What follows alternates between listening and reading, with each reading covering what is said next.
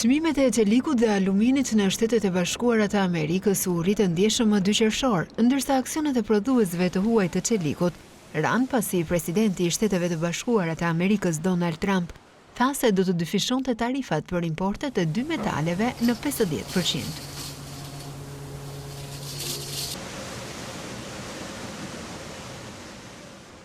Na kanë mashtruar për vite me radhë dhe nuk do të na mashtrojnë më.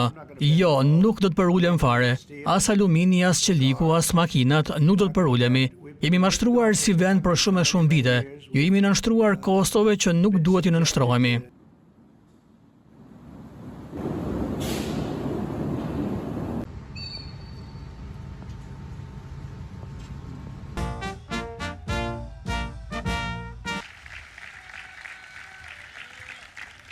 Thank you very much. Bashkëdhetarët e mi amerikan, kjo është dita e çlirimit. E kam pritur për një kohë të gjatë.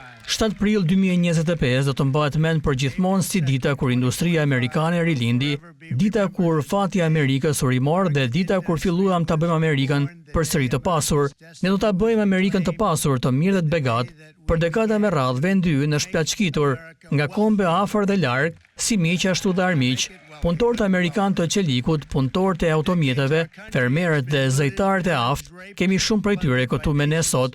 Ata kanë vuajtur shumë, ata shitin me ankth teksa udhëheqësit e huaj na kishin vjedhur vendet e punës, mashtruesit e huaj na kishin plaçkitur fabrika dhe hajdutët e huaj na kishin shkatërruar ëndrrën tonë, dikur të bukur amerikane.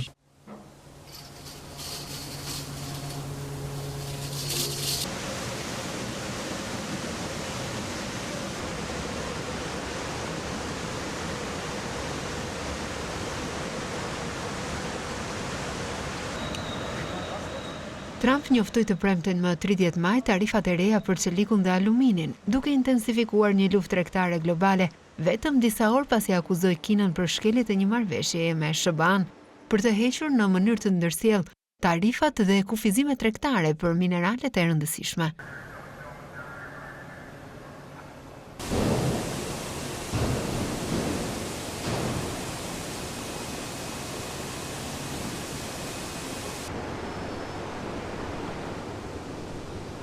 Do të vendosim një rritje prej 25%, do t'i rrisim tarifat për qelikun në Shtetet e Bashkuara të Amerikës nga 25% në 50%, gjë që do ta sigurojë edhe më tej industrinë e qelikut në Shtetet e Bashkuara. Askush nuk do ta anashkalojë këtë. Pra, po e rrisim me 25%, po e dyfishojmë në 50%.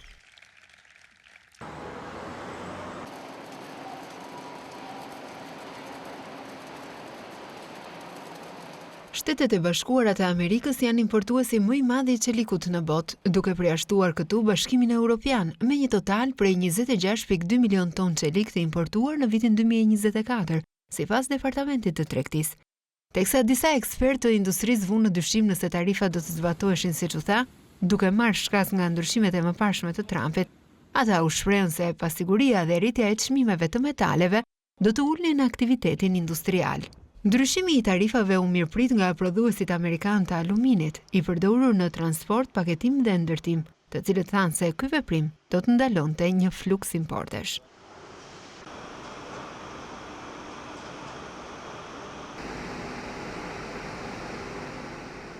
Të hënën aksionet e prodhuesve të qelikut në SBA u rritën, ndërsa aksionet e shumicës së prodhuesve të huaj të qelikut ranë.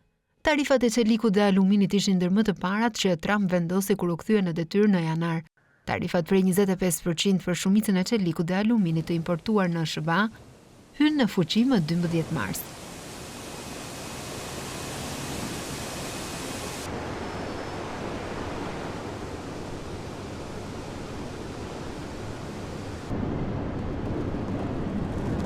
Nëse nuk ke qelik, çfarë do të bëjmë? Të themi, le të shkojmë në Kinë për të marrë qelikun ton për tanket e ushtrisë dhe për varkat dhe anijet.